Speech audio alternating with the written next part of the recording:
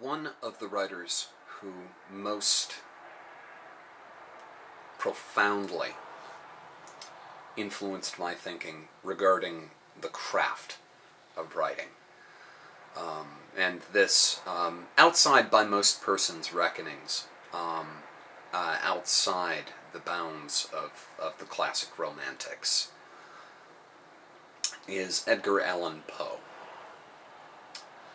Edgar Allan Poe is one of the reasons that I can say, at least at this point in time, that I do not have it in me to write a decent novel. Because Edgar Allan Poe, while we're generally familiar with his short stories, and to a lesser extent his poetry, which I'll get back to in just a moment.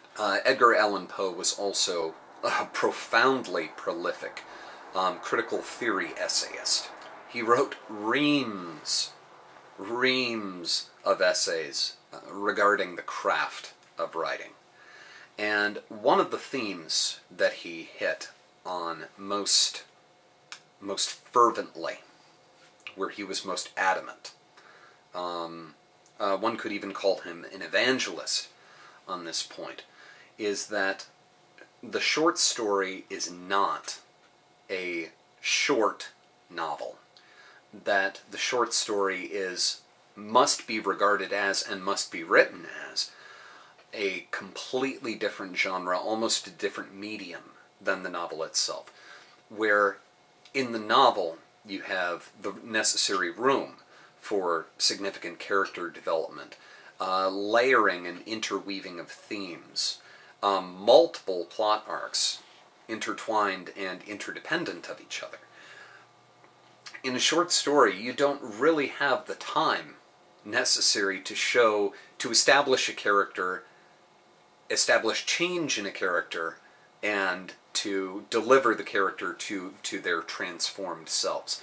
In essence, it is impossible to have, in the sense that one would have in a novel, it is impossible to have a protagonist in a short story, because there just isn't room to do it properly. And so Poe advocates that rather than trying to do a miniature version of the sorts of things that you would try to do in a novel in a short story, that a short story has a different goal entirely.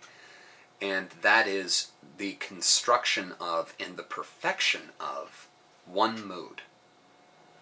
Every word, every turn of phrase, every syntactical element, the way that you structure and pace your sentences, the way that you structure and pace your paragraphs, the way that you repeat descriptive passages, everything must be intentionally selected towards the creation of a single mood. And this is reflected in Poe's short fiction most profoundly, to my eyes as a reader, in Masque of the Red Death. As a short fiction writer, Poe is intimidating, and that's saying something. That's really saying something, given that our expectations for short fiction tend to be pretty low. Tend to be pretty low. The sort of performance and complexity of construction that we would find intolerable in an equivalent number of pages in a novel, we will happily devour in a short story. We don't, at least my perception is, we don't tend to pursue short stories as a source of entertainment, education, or edification as aggressively as we do the novel. I think partly because of that distinction that Poe observed, that the novel has room to be, well, intellectually challenging, whereas the short story, by virtue of its brevity, on the one hand, can't really build the layers of complexity that a novel can, but on the other, can create a perfection and intensity of emotional response that we would find intolerable in a novel.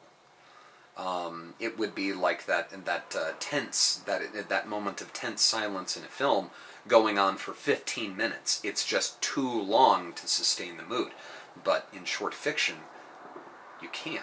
Poe's demands of precision of himself as a writer translate into his poetry as well.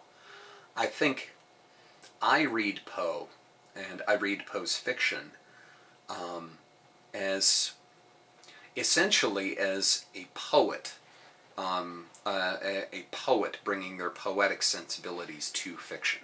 The degree of efficiency demanded in poetry is reflected in Poe's fiction. But his poetry is profound. I mean, just profound. His mastery of sound play, and in particular, his mastery of repetition, is unparalleled. Absolutely unparalleled. I would like to say that my favorite of Poe's poems is one that you've never heard of, so that I could claim the cleverness of obscurity, but I can't. I can't. I've read every poem that Poe has ever written, and by far my favorite is still The Raven. There are authors whose overall body of work I find more challenging than Poe. More challenging as an artist. More challenging as a reader. But there is no single poem that I find as compelling or as challenging as The Raven. It is, and you'll forgive the cliche and the presumptuousness in this statement. It is the perfect poem. Not one word wasted. The rhyme, the alliteration, and particularly the use of repetition is powerful. Powerful. And to this day, before reading my own work publicly, I kind of prime myself by reading The Raven.